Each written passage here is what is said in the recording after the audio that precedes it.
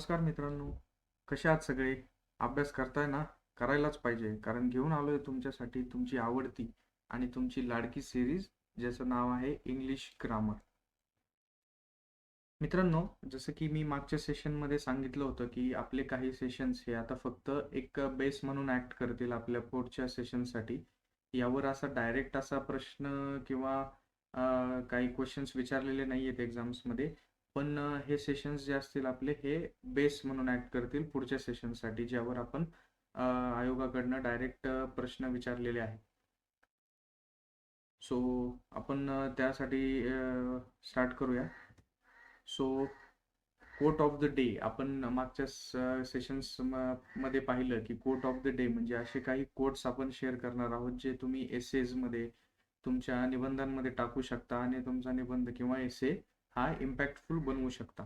So आजचा coat of the day काय आहे की my weapon has always been language and I have always used it, but it has changed. Instead of shaping the words like knives now, I think they are flowers or bridges. म्हणजेच काय, my weapon has always been language म्हणजे माझं शस्त्र हे नेहमी भाषा हे राहिलेले आहे. And I have always used it but it has change, म्हणजे मी त्याचा कायम वापर केलाय बट आता ते चेंज झालंय, बदललंय ते आधीसारखं. Instead of shaping the words like knives नाव, म्हणजे जसं आपण धारदार असं त्या शब्दांचा वापर करण्यापेक्षा आता ते कसे आहेत, फ्लावर्स और ब्रिजेस म्हणजे फूल किंवा पूल असे ते शब्द आता वापरण्यात येतात. म्हणजे लिटरेचर रिलेटेड किंवा फिलॉसॉफी रिलेटेड जिथं काही एसे असेल तुमचा, तिथे हा तुम्ही कोट यूज करू शकता.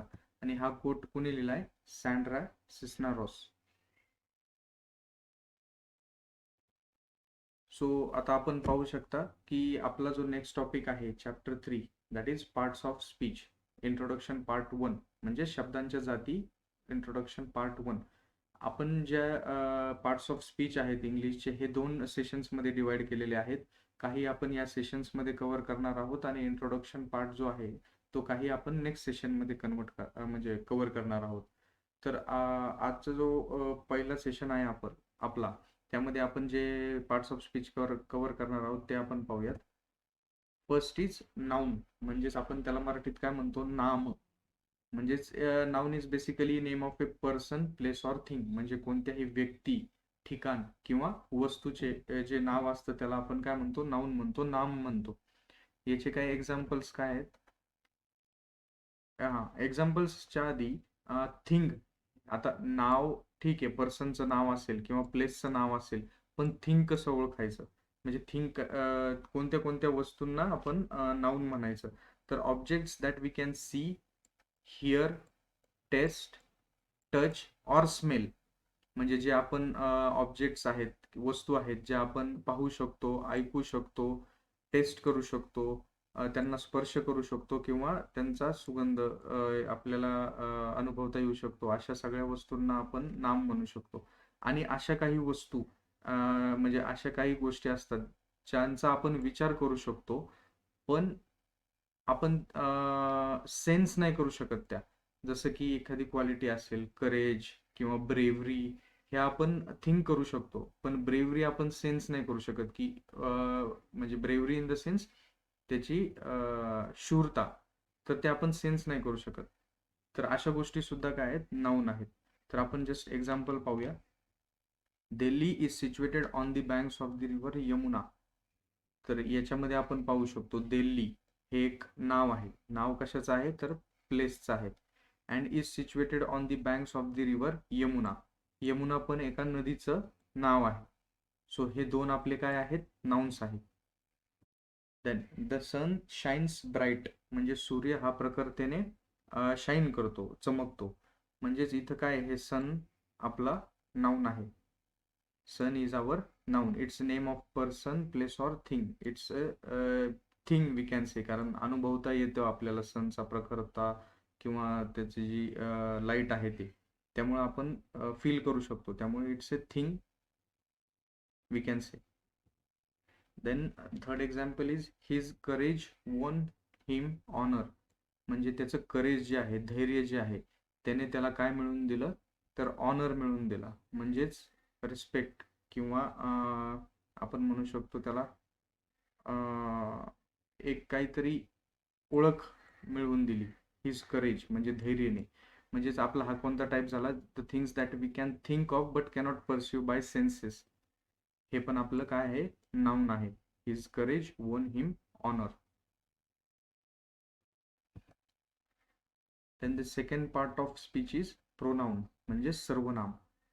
म्हणजेच काय, word use instead of noun. म्हणजे कायमच आपण नाउन, एखाद्या पर्सन, प्लेस ऑर थिंगचं जर नाव असेल तर ते आपण कायमच यूज नाही करणार. दरवेळेस आपण त्या माणसाचं किंवा वस्तूचं नाव घेण्यापेक्षा आपण त्याच्या ऐवजी जो शब्द वापरणार त्याला आपण काय म्हणतो, प्रोनाउन म्हणजे सर्वनाम. एक्झाम्पल आपण पाहूया. Rakesh is absent because he is ill. आता हे जर आपण प्रोनाउन नसतं तर कसं म्हटलं असतं की Rakesh is absent because Rakesh is ill. पण प्रत्येक वेळेस राकेश वापरायची गरज नाहीये. त्याऐवजी आपण काय वापरणार, ही. So he is our pronoun. Means the words that are use instead of nouns are pronouns. जे वर्ड्स आपण नाउनच्या जागी, नामाच्या जागी वापरतो त्यांना आपण काय म्हणतो, सर्वनाम, प्रोनाउन. सेकंड एक्झाम्पल पाहूयात. Martin and Paul are going to the mall and they will return by evening. आता दे हे च्या ऐवजी काय असलं असतं इथे, Martin and Paul. Martin and Paul are going to the mall and Martin and Paul will return by evening. याच्याऐवजी आपण काय वापरलं, प्रत्येक वेळेस मार्टिन अँड पॉल वापरण्यापेक्षा they. So they is our pronoun. It's used instead of these two nouns, Martin and Paul. Riya is missing her friends. Riya तिच्या फ्रेंड्सला miss करते. परत इथे काय आलं असतं, Riya is missing Riya's friends, म्हणजे ते सेन्स नाही करत. So her is used instead of again Riya's friends. So this is again a pronoun. It's used instead of our noun Riya. So pronoun काय आहेत, जे शब्द आपण नाउन म्हणजे नामाच्या ऐवजी जे आपण शब्द वापरतो त्यांना आपण प्रोनाउन म्हणतो, सर्वनाम म्हणतो. नेक्स्ट आपलं जे पार्ट ऑफ स्पीच आहे ते आहे प्रिपोजिशन, म्हणजे शब्दयोगी अव्यय.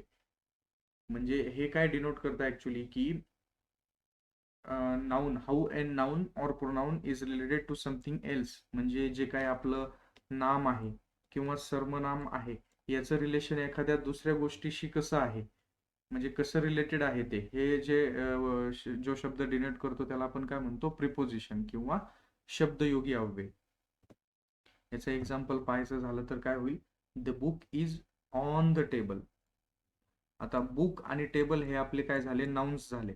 तर हे नाउन बुक हे कसं रिलेटेड आहे टेबलला, तर book is on the table. असेच भरपूर असतात. इन, इन किंवा ऑन किंवा ऑफ किंवा अंडर किंवा बिनीथ. हे जेव्हा आपण प्रिपोजिशन डिटेल्समध्ये बघू तेव्हा आपण हे पाहणारच आहोत. आता जस्ट आपण त्याची डेफिनेशन आणि एक्झाम्पल्स पाहूया. So next example is the girl is fond of music. म्हणजे गर्लला कशाची आवड आहे, मुलीला म्युझिकची. So of is our preposition. It's relating the girl and music. Then the next example is a fair little girl sat under the tree. म्हणजे एक fair little girl जी आहे ती कुठे बसली आहे, झाडाच्या खाली बसली आहे. Under, where is she sitting, under the tree. So under is our preposition. Then next example is there is a dog in the garden. In the garden, कुठे आहे dog, dog is in the garden. So dog आणि garden हे कसे related आहेत, त्यांनी in the garden म्हटलंय म्हणून हे काय आपलं प्रिपोजिशन म्हणजे शब्दयोगी अव्यय. Now the next figure of part of speech is adjective, विशेषण. म्हणजेच काय, हे ऍडजेक्टिव्ह काय असतं की it's add something to the meaning of noun. म्हणजे जे आपलं नाम आहे त्याला एक मिनिंग ऍड करतं, म्हणजे त्याला काहीतरी अर्थ निर्माण करून देतं. त्याला काय म्हणतो आपण, विशेषण. म्हणजे थोडक्यात नामाबद्दल विशेष माहिती सांगणाऱ्या शब्दाला आपण काय म्हणतो, विशेषण. म्हणजेच ते इंग्लिशमध्ये काय, adjective. That which tells something about the noun is an adjective. Example पाहूयात आपण. There are 36 districts in Maharashtra. महाराष्ट्रामध्ये किती डिस्ट्रिक्ट्स आहेत, तर 36. आता there are districts in Maharashtra हे पण थोडं सेन्स करतं, पण अजून प्रिसाइज त्याच्याबद्दल माहिती काय सांगते आपल्याला, 36. म्हणजे it is telling us something more about the districts in Maharashtra. म्हणजे 36 is our adjective. Martin is a brave boy. आता मार्टिन इज ए बॉय हे पण सेंटेन्स सेन्स करतं, पण मार्टिन जो आहे, आपला जो नाम आहे किंवा आपला जो नाऊन आहे, याच्याबद्दल जास्त माहिती किंवा हा काय सांगतोय आपल्याला की मिनिंग ऍड करतोय त्या मार्टिन इज ए बॉयला. So how is Martin? He is a brave boy. म्हणजे त्याच्याबद्दल आपल्याला तो शूर आहे अशी एक माहिती सांगतोय. म्हणजे ब्रेव्ह काय झाला आपला या सेंटेन्समध्ये? ऍडजेक्टिव्ह म्हणजेच विशेषण. थर्ड एक्झाम्पल आपण पाहूयात. There are 20 boys in this class. There are boys in the class असं पण सेंटेन्स असू शकला असतं, पण आपण त्यामध्ये काय म्हणतोय? There are 20 boys. स्पेसिफिकली सांगतोय तू की देर आर 20 बॉईज. आणि कोणत्या क्लासमध्ये? रँडमली कोणत्या पण क्लासमध्ये नाही, तर इन धिस क्लास म्हणजे ह्या पर्टिक्युलर क्लासमध्ये 20 मुलं आहेत. त्यामुळे हे नाऊन म्हणजे जे काही नाम आहे आपलं क्लास, त्याच्याबद्दल आपल्याला सांगते. It's adding meaning to that noun. So 20 and this particular class, म्हणजे धिस आणि 20 हे आपले या सेंटेन्समध्ये ॲडजेक्टिव्ज आहेत. मित्रांनो, आपण आपल्या मागच्या सेशन्समध्ये इझी ग्रास्प किंवा काही ट्री डायग्राम वगैरे आपण पाहायचो. तर आता आपण पार्ट्स ऑफ स्पीच जे आहेत ते अर्धेच कव्हर केलेले असल्यामुळे नेक्स्ट सेशनमध्ये जेव्हा आपण ते सगळे पूर्ण 8चे 8 पार्ट्स ऑफ स्पीच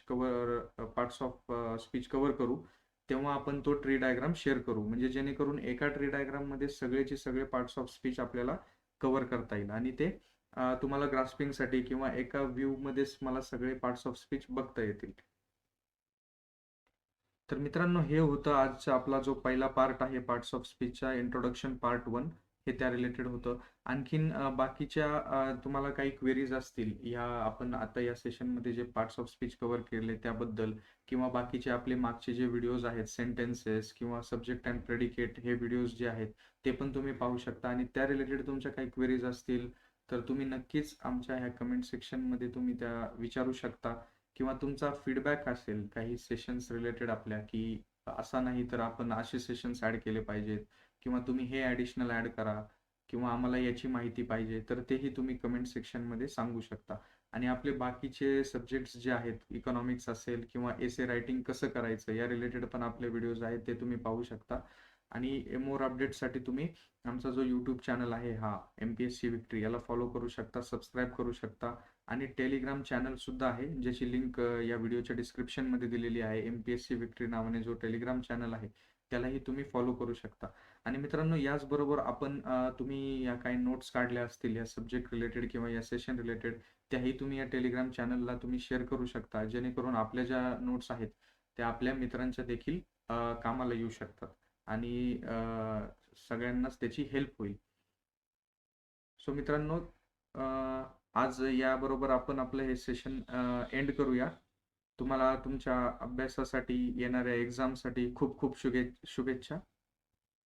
थँक्यू.